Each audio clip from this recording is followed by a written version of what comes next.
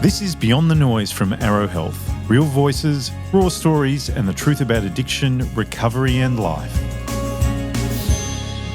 Today, we are joined by Matt. Matt is not only the lead singer of King Parrot, but he is an amazing human who I have the pleasure of working with and Josh has the pleasure of working with, and who has achieved recovery and has come a long way on his journey. So welcome today, Matt. Thank you very much. Thanks for having me. Appreciate you. It's really our pleasure to have you. So I guess we would love to hear about your journey, and especially I guess what's unique for you is that you live this, famous life, as I always say, that you're a celebrity and you're famous and you've managed to achieve recovery in that space, in a space that I would imagine is quite difficult to achieve that. So where did it all start for Matt? Well, I guess I always enjoyed playing music. That was something that I've done since I was probably 8 or 9. I was always drawn to music from a really young age, but I started playing guitar and stuff when I was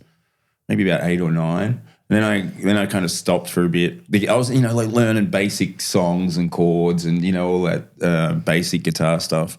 And then when I was about 13 or 14, I kind of picked up playing bass guitar just because I wasn't a very good guitarist. And I felt bass was going to be easier, and I wanted to be in a band, So that was the thing for me. And so I joined a band, and there was a gig happening. There was a gig happening in Wood End, at the Wood End Community Centre, and I just wanted to play at the gig, So I got a band together to play at the gig, and got a few guys from school together, and we played first at this gig, and that was the whole idea of it, and then we just kept going from there, I guess. How old were you then? I think it was about 14, when we played that show. Yeah, okay. Yeah, at the Wood End Community Centre of all places. So, and, but, I guess for me, that's sort of around that time and just after is sort of when my journey with addiction stuff started as well, and so it kind of went hand in hand with the music thing, which was challenging sort of to navigate probably for the best part of about 15 years. Yeah. So you're about 15 when you first picked up? Yeah, it was about 14 or 15. Definitely alcohol much younger. Yeah. Probably well before that even. Yeah. But as I started, messing around smoking pot and stuff like that around that age. And I guess probably from the age of about 15, 16 till when I was about 30, when I got clean, I pretty much used every day either alcohol or drugs, So, yeah.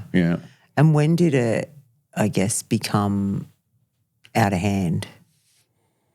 Probably when I started. Yeah.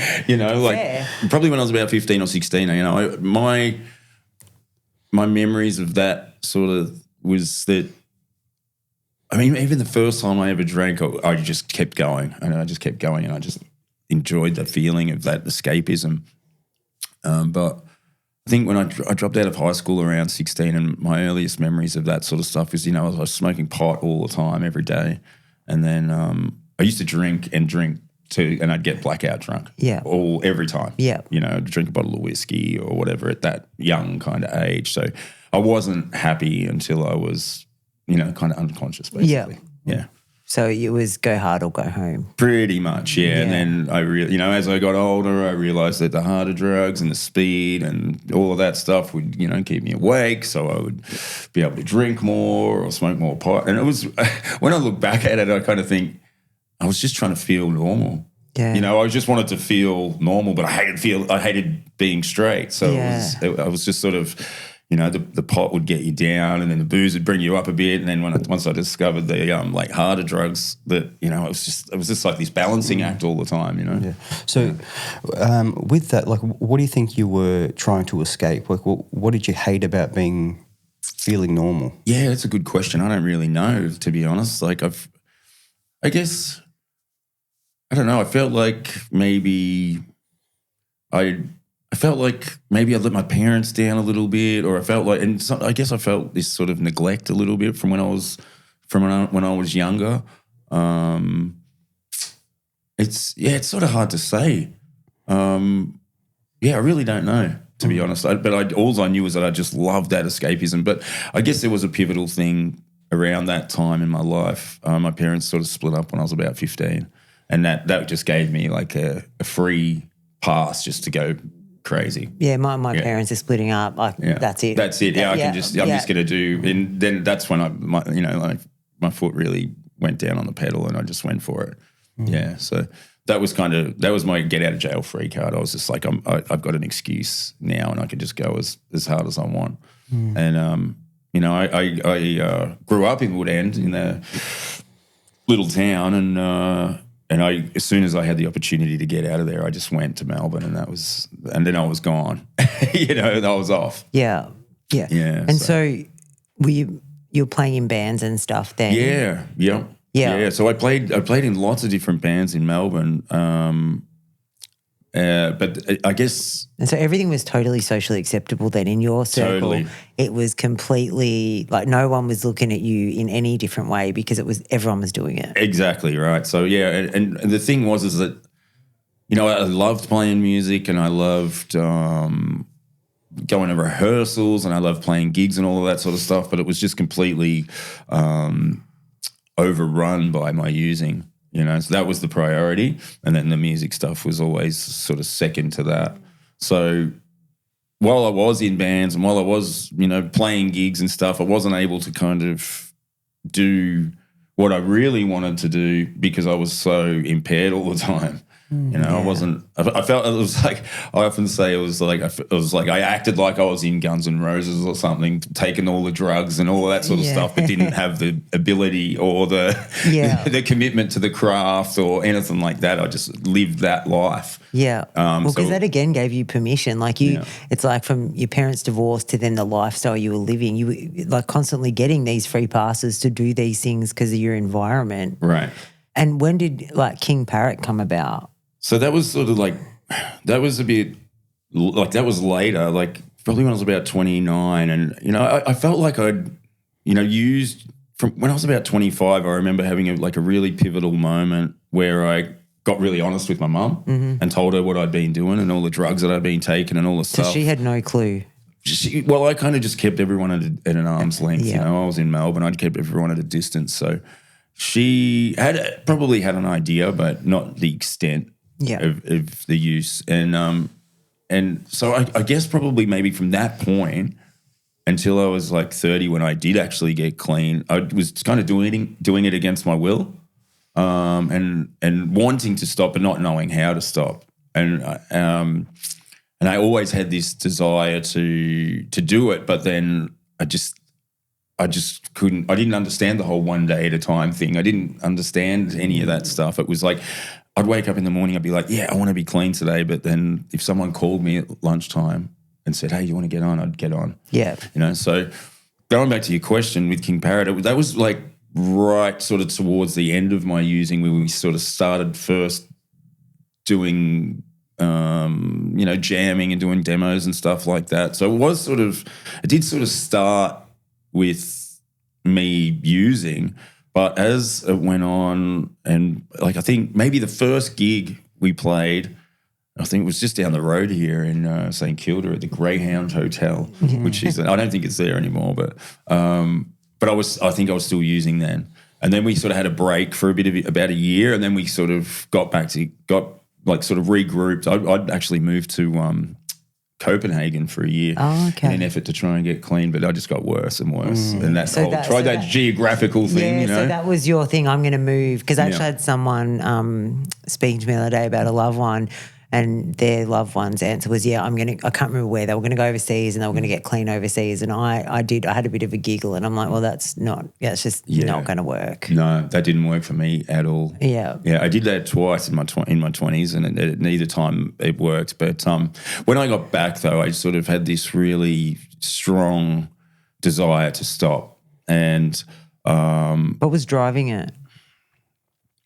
The behaviour, I guess, some of the experiences that I'd had, some pretty bad car accidents, some, bad relationships and, people overdosing, me overdosing, just experiencing all of that sort of What were you stuff. using at this point? Everything. Like I was using everything. Yeah, I would just mess around with whatever. If you had it, I would take it, kind of thing. That was but my main things were meth and coke and weed and booze. They were sort of consistent. So I kind of was in this relationship when I got clean and I got introduced to the rooms of recovery and going to meetings and things like that. So I got a bit of a taste for it, and I just like I never went to a rehab or anything. But the partner that I had at the time was in rehab, and so I saw all the things that they were doing, like yoga and all of this stuff, and I was like, and they were trying to get me to go into the rehab, and I was like, I didn't want to go to rehab. I'll go overseas, but I'm not going to rehab. Yeah, I was very stubborn, and I felt like I could do it on my own because I had like a lot of desire to, like, I won't say willpower, I'll say like I had a desire to get clean. So I did meetings. I did a lot of meetings for a 3-month period, and then I actually went overseas with a different band that I was playing with at the time, and I had 3 months up. But as soon as I got on that plane and flew into Germany, I picked up. And that whole tour was like 6 weeks in Europe, and I used every day, and I got really messy, and I was. Was it even worse because it was worse because I'd had that head full of recovery stuff, and I knew I was doing it against my will again, and I just I was just so sick and tired of it. So I when I got home, I had one last bender, and I decided that I was going to do all the things that recovery suggested, and I did all of that stuff, and we picked up doing King Parrot again, and I'd made a kind of decision in that time that I wanted to be able to instill all the things that I'd learned in recovery into the business of the music stuff. And so, just that honesty and open-mindedness and willingness to the business side of things is what really helped get things moving and rolling for the band. And that was something that I'd never done before, because it'd be always like, play a gig, get the money, buy some drugs, spend it on booze, whatever. It was so when we stopped doing that, it was amazing. How just quick, and I'm like super proud of the fact that, we started this band. It's never had a backer. It's never had like someone just injecting money into it from the start or anything like that. It all just started from us like selling ordering 20 T-shirts and selling 20 T-shirts and using it to reinvest and working hard and playing lots of shows and touring a lot. So that's pretty incredible, because you literally had to change the way you approached, playing your music and what you were doing. You had to change that whole approach. Because you made that decision to get clean. Right. Like it's really brave, I think, wouldn't you? Yeah, I mean, like the one thing I always, when I think about you, Matt, is the balance between, I guess when I think of like music in general, there's always like this sort of culture of drinking, and it doesn't really matter what music you play, drinking and drugs and all that sort of stuff. It's kind of like that identity of the muso, and knowing you and seeing how you navigate it. Like, did you think that was some of the conflict at the start? Was that this was like kind of my identity, which gave you kind of that, I guess, a permission to act a certain way or to behave a certain way as well? Yeah, totally. I think that, it's almost expected, and that's what I thought. And, I was a big advocate for drugs, of course, because it went hand in hand with the lifestyle. But I knew that, one, I wasn't getting what I wanted out of it. Like, I wasn't doing any of the things that I really wanted to do, like, touring and, potentially making a living from playing music. And the other thing is that the behavior that I was engaged in while I was using drugs and drinking and stuff was getting out of hand and out of control. And there'd been, many episodes where I was like, it was lucky I wasn't dead. It was really lucky that I wasn't dead. So now it's like, it's become this thing where my identity is that I don't take drugs and drink alcohol at all, and people kind of know that. Well, some people do. I still get offered drugs all the time, nearly, you know, at gigs and stuff like that when people don't know, but it doesn't like seem to bother me anymore. And I feel like the experiences that I get to have now, clean and sober, are just so much more real and meaningful, and I really embrace and appreciate and have like proper gratitude for all the things that we do, you know, and that, you know, that feeling of, you know, like some people will be like, oh, we're good, you know, we're going to get up on stage and go out in front of like thousands of people.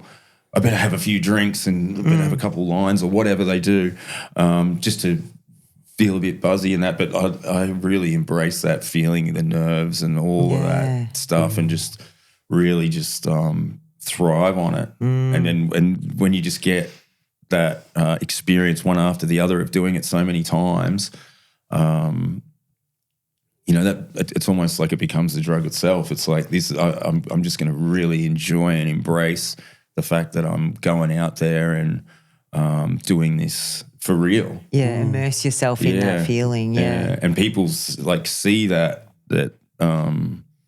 genuine. It's like genuine, proper energy. It's not like drug fueled. It's not booze fueled. It's like you're getting 100% of me.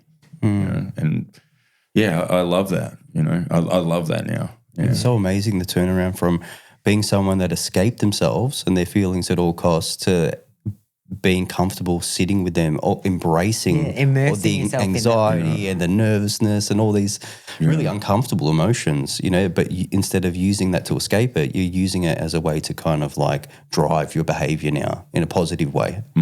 Right? So I think that's amazing. Yeah. It just feels good to be able to do that stuff and just be ready all the time. And it does, I mean, sure, there's days where you're tired and you don't, like the last tour we just did like 45 shows in the States, and it was just like one after the other, after the other, after the other. And there's some days where you just don't feel like it, you know, or you just don't, just like, I just want to have a day off today, you know? Yeah, I always think about that, how people in, you know, the public eye, like when you just got to like smash it out. What if you can't be bothered or you know, you're sick? You just got to keep going. You just got to do it. Yeah. It's like, and so, yeah, it's all about, a lot of it's got to do with like routine and just continue, just doing the same thing over and over and over again, and just getting yourself into that mode where, you know, even if you don't feel quite 100% that day, you just push on and you just do your routine. And like I will, you know, meditate and do things like that. I drink lots of tea. And then I'd like to just try and spend like half an hour or 45 minutes just quiet, you know, and just before we go on and just on my own and do some push-ups or something like that, and then just get out there and do it. And regardless of how you might be feeling mentally or fatigue-wise or whatnot, you can just sort of get on with it. Yeah. And push through. Yeah. Was there a transition so you've got, look, we're heading into your 30s. You've just started going on tours and stuff with King Parrot. Yeah. Was there a transition ever where people were kind of presenting you drugs or alcohol where you kind of felt like I couldn't really enforce a boundary, or was there uncomfortable sort of like transition? Yeah, there was. Yeah. What I remember from like those really early days was that, I mean, in the early days when I was, you know, first getting clean and stuff, that was really, really challenging. So I'd often have like a support person with me at the gigs and stuff, but we weren't touring and stuff like the way that we did a few years down the track. You know, we were just doing weekend shows and things like that. So I would go to the gig and have a support person with me, and then I would just leave. Who would that support person be? Like a friend? Just a friend from recovery that I met in the rooms or something like that. Someone that wanted to come along. So there was that. But there was also that feeling of, you know, disappointment from some of my bandmates as well too, because we used to use together. Yeah. And then they kind of felt like I'd abandoned them. Yeah, okay. So that was there was a bit of a weird dynamic at the start, which was, there was a few moments where I remember they kind of getting the shits with me or whatever because I wasn't hanging around and partying with them. But it took like maybe a year or two, and they could also see that I was really applying myself to the business side of things. So they could see the benefits of me not doing it as well. That was really quite evident, because it was like, oh, hold on a second, now we're touring up and down the East Coast, and we're going to Adelaide and Perth for the first time, and we're doing all these. Now we've got to support with this big international band, you know. And that's a lot of that sort of stuff happened pretty early on. So they were able to see that it was actually having a positive effect on the business of the band while not interrupting what they wanted to do. Like the growth, right? Yeah. Do you think that King Parrot would have got to, because, you know, you guys have just come off a massive tour with Pantera, doing massive sold-out stadiums. This is like your second tour this year, in the last year, where you've done Europe. And do you think you can, you know, obviously you've got other band members, but your drive to, I guess, commit yourself to the business side of things, do you think that that's been the reason why you guys have blown up so much? Or I wouldn't. I mean, it's definitely a part of it. It's definitely a part of it. It's you've got to have someone that is committed to that stuff. It's the music business is, you know, challenging and fickle, and there's lots of challenging people in the music business as well. So I would say it's definitely a part of it, but I feel like there's been a big commitment from the guys in the band as well to, you know, get better at our craft and to continually apply ourselves, continually try and get better at writing and you know, playing this crazy music that we play that we've been playing since we were kids, really, you know, like we've just stuck with it. And there's something to be said for that as well, because I couldn't tell you the amount of people that I know from the music scene that phenomenal musicians or phenomenal bands or whatever that just quit. Yeah. You know, and that's the easy thing to do, I would imagine. Like that's just, oh no, I'm too old, or didn't work out or whatever. But we've just kind of stuck with it. So there's something to be said about that resilience too, of just sticking with it and doing it and saying yes. You know, and that's one thing that I also say to a lot of bands that want to take that next step, is, you know, like you've got to say yes to things and then you say yes and then work out how you're going to do it. That's it. That's anything. Take the opportunities. Right? Always. So those opportunities are, you know, like that they've come, and we've had the opportunity to, you know, the first US tour, I remember we got invited to go and play at South by Southwest Festival in Texas, and then we got, you know, we ended up getting a few shows with a bigger band in California, and then we ended up doing about 40 shows around America on our own, you know, and it was challenging because no one knew who we were. Yeah. And some nights we'd play in front of 3 people, and some nights we'd play in front of 7 people, and then 8, and then you do like 5 of those in a row, and morale in the camp gets pretty low, and you start sort of, you know, niggling at each other a bit, and then you might have a good one, and, you know, 100 people turn up, and you have a great, you know, like everyone's happy again, and but then, you know, like that same year, that was like, I think that was back in 2014, you know, we got a bigger tour. The next one, it was just a few months later, and we went and did that, and there was like, you know, like 100, 200, 300 people at every show.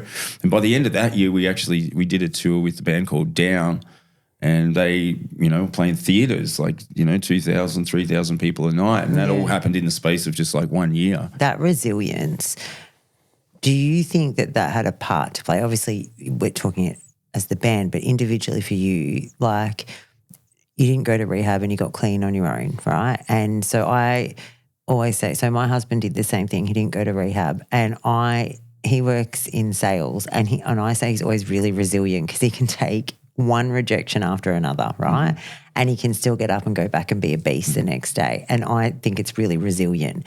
And I wonder if that resilience, you know, that trait is something that enabled you to get through and get clean and get recovery without needing to go to rehab, and have that, you know, that you could make a decision about what you wanted to do and then follow the steps and the advice and the guidance and stick to it. Do you think that resilience is possibly what played a part in you being able to achieve recovery?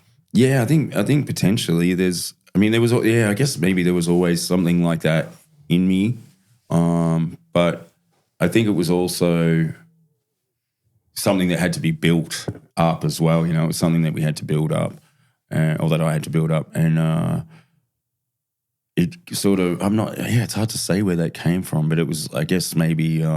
Because to keep getting up every day on your own, you know, like we look at people come in and for 30 days, 90 days, every day they've got us there, push. But to get up every day and keep doing it on your own, you've got to have resilience there somewhere. Yeah, totally right. Like you have to. Like, you know, you're the one cheering yourself on. You know, you're the one who's got to get up every day and make the calls to those supports or go and do that thing. It's not presented to you. And, you know, I always see that as quite a challenging thing for people to get recovery on their own. Yeah, for sure. I agree. I mean, I guess it's hard, and it's hard to sort of know where resilience comes from. But do you ever consider yourself as resilient when you think about, you know? I probably do now. And I guess maybe it's like I can attribute it to, you know, just having those experiences of doing stuff that I didn't want to do or I regretted, or, you know, on reflection, and just the old cliche of being sick and tired of being sick and tired and wanting to initiate that change. Yeah. And I guess, you know, sort of now, like even thinking about resilience and the way that, you know, like you've got to kind of be resilient to, you know, you got to be resilient to work in this field that we work in, with recovery and with the band, and it's sort of getting out to that kind of bigger audience that we've done like in this last year, and you know, I know you're going to be touring Arrow soon and working, right? But you know, just putting yourself out there, and people, like, you know, not everyone loves it, not everyone likes it. People write bad reviews and shit reviews, and like, because I'm the business guy in the band, I read a lot of that stuff, and you know, and it's like, oh, these people in France thought we sucked, you know, which is an uncommon, you know, like, and they write this horrible review, and it's like, write comments in our podcast right now. Yeah, right, and it's like you kind of just gotta have the thick skin and just be able to go, well, you know, everyone's got their opinions about stuff, and you just got to, you know, if you feel like you're doing the right thing and you're being true to yourself and all that sort of stuff, you just push through it. And I feel like the resilience stuff has definitely grown over time, for sure. It's great, and now I really, you know, it doesn't, you know, bother me what people think or say or what their opinions are, really. I feel like I know I'm on my right path. Yeah, you know, yeah. and I'm doing things that I love, that I'm truly passionate about. Do you think you'd be doing them if you were still using? Oh, no way. No way. Absolutely no way. If I was still using, I'd be dead by now, for sure, without a doubt. Yeah. I always, like, on reflection, I always think, you know, if I was lucky that I didn't die, you know, back then. So yeah, there's no way Nona would have made it past that, for sure. And what would have been the hardest thing for you in those, you know, say first 3 to 6, 12 months of, you know, in early recovery? The hardest thing, I think it was just like having no friends, really. All the people that I thought were my friends kind of dropped away. I did make new friends in recovery, which is good, but that's really, you know, confronting early days. I felt like all the people that I used to use with were my I thought they were that was it. I thought they were my people, but then when I stopped, it was like they weren't. It wasn't it. I have reconnected with some of those people, you know, as time's gone on, and it hasn't been as raw. Yeah. But I really had to immerse myself in the recovery world to get that connection there and understand and start to actually really learn what real connection is. Yeah, we were actually just talking about that too, about that when you actually get recovery, you get it through developing an ability to be aware and then connect. Yeah. And because if you're not self-aware, you can't connect. And if you haven't got connection, you can't maintain your recovery because it's so important, you know. And I think they're battles that people face all the time that oh, I don't have any friends. And then when you make friends in recovery, then some of them fall off because they relapse, and it can be a really lonely time. Yeah, I absolutely can, and the amount of people I know that have passed away that have been sort of involved in the recovery world is just, it's been phenomenal over the years. I'll be 14 years clean and sober coming up in a couple of weeks, and the amount of people that have died and all of that has just been remarkable. It's unbelievable. It's incredibly sad. How did you end up working in the addiction space? So when I first got clean, and this is probably just before the King Parrot stuff started sort of getting a lot busier, I wanted to go and study because I didn't finish high school. And I just wanted to prove to myself that I could do something different. And I knew that if I used to work in construction stuff. And it was just a means to an end, really. It was just, decent pay, get drugs. That was it. And a lot of the people that I worked with were using. So that suited me fine for that, but I knew that something had to change. I knew I had to change. So I enrolled and did my diploma in counselling. Yeah. And I started doing that, and I was sort of getting into it, and I was about maybe 3 or 4 months into it, and the teacher pulled me aside and he said, and I was doing it with older people, it was older education. It wasn't So, but we were doing it in class, and he pulled me aside and he goes, the standard of what you're doing is really good. And I was like, really? I was like horrified that I was not be doing it at all, like doing well at all, But I saw some of the stuff that other people were handing in, and it was, handwritten and, and I was like trying to type it and do references and do all that sort of stuff. And they were passing, and I was like, okay, yeah. So, but he pulled me aside and said, you're doing really, really well with this. And I thought, oh, awesome. So at that same time, I kind of decided that I wanted to sort of step out of that working in the construction industry and that, because it really wasn't beneficial for recovery for me. And I started working in disability support. Yeah, okay. So that was kind of my foot in the door to the caring kind of work. And I did that for a number of years. But I was living down in Geelong. I moved down to Geelong and I started working in one of the rehabs down there. Yeah. Got my foot in the door there and just sort of worked my way through the business basically, because they were starting, and I was sort of, keen to do it. And so, I do the overnights and do all this, and then started doing some admin stuff, and then I started doing some counselling stuff, and then an opportunity came up to do the management side of running a rehab. So I did that as well for a few years, and I learned a lot in that. I've done lots of forensic stuff, going to court and speaking on behalf of potential clients that could get bail applications into the rehab and things like that. So that was kind of how I got my foot in the door. Wow. There. So, such a journey, don't finish school, all this. I just find that to be admirable that, you just worked and you and now we're lucky enough to have you.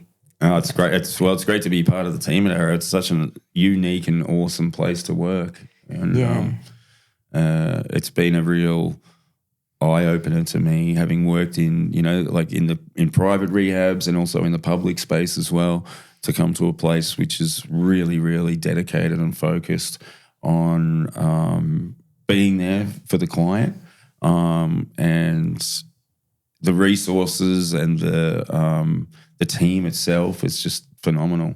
It's like nothing I've experienced before. So yeah, it's so nice to. I love it to know that everyone's happy and enjoys working. Yeah, well, I'm not just saying it. It's actually true. It's there for the client, and a lot of other places that I've experienced sort of It's a balancing act, you know. It's not an easy business to get involved in, and I commend anyone that wants to go down that road. It's incredibly challenging, and I know the back end of it pretty well as well, and I know the challenges that you've got to sort of come up against with running a private hospital. It's tough work. Yeah, but you've just got to balance it so that they don't feel it. That's what I think. Yeah. The client doesn't need to know about our problems. That's right. How I see it.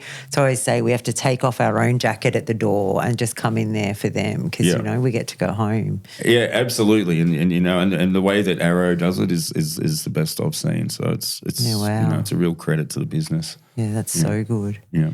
I just think it's pretty special because, you go off on these tours and you're famous and then you come back to us, and I think that that's really lovely that, you can do both of those things, and you can be crazy busy as well and still maintain your recovery and be great at work and be a great dad and do all those things. I think it's, a credit to you. Oh, well, thank you very much. And thank you for allowing me to go off on these crazy tours. I appreciate it. I do. I really do. It's incredible, but it's great when you're able to, come back and go to work, and it doesn't feel like you're going to work. I feel like I'm going. I can't relate. Well, that's each other.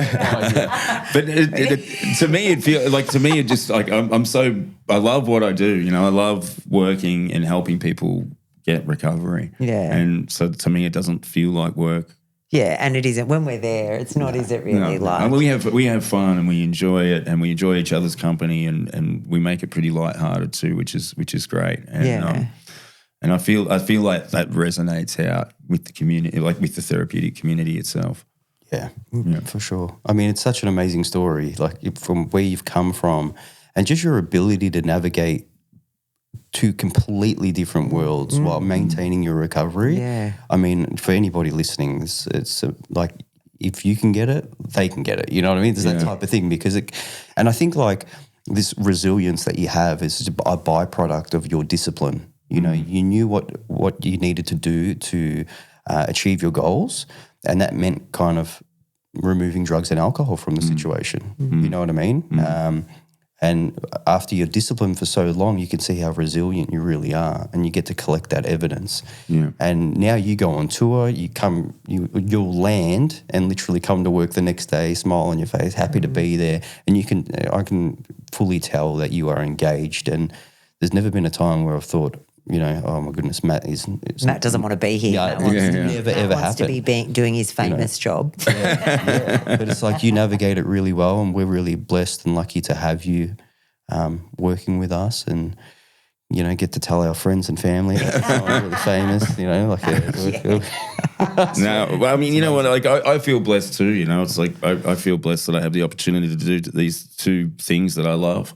And I mean, it's a busy life and all of that stuff, but you're living. Yeah, that's right. Living. It's like there's not many, we always joke at work. It's like we never come to work and we're bored or we're like scratching our head going, there's always something going on, right? There's always something. And if you boys are ever bored, you just come and find me. That's never happening. Yeah. No, there's always something to keep us entertained. And there's always, it's one of those jobs where it's always a challenge.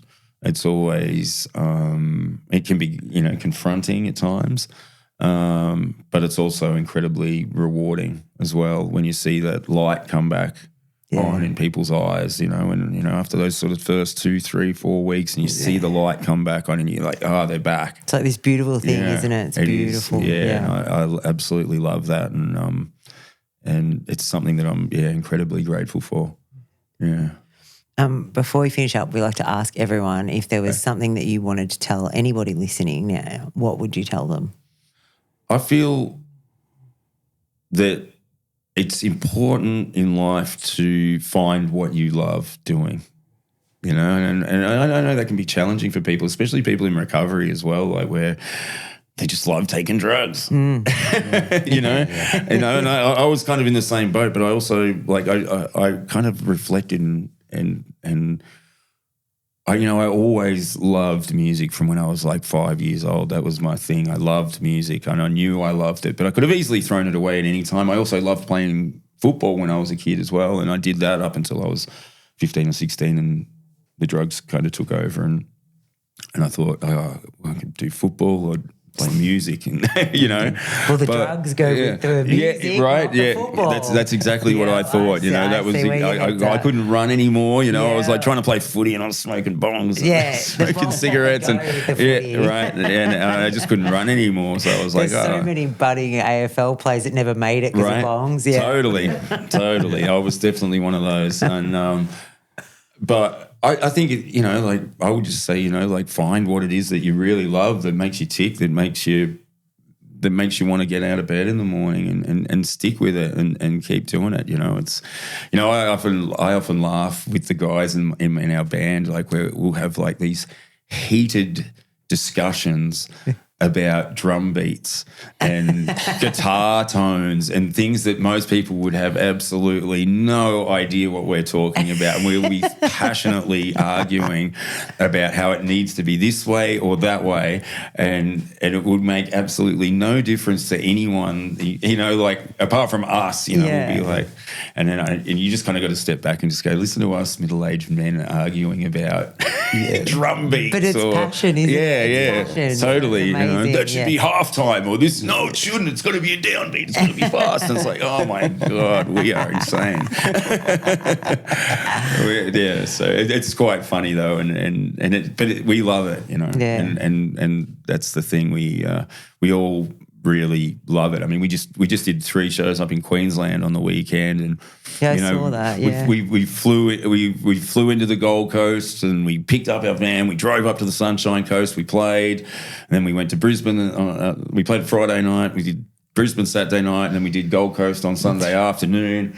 And then we were due to fly back on Sunday night. We're at the airport with all our gear and everything like that, and we're sitting there about to catch the last plane home, and then it was cancelled. and we're just stuck there with like 200 people working out what we're going to do, Yeah. And because I've been in these situations a lot, I'm like, quickly get on bookings.com. There's a Ridges Hotel right there at the airport. And, I knew exactly what to do. Got the last rooms at the hotel. We all got a bed. And it's just the stuff that you have to do when you're doing that.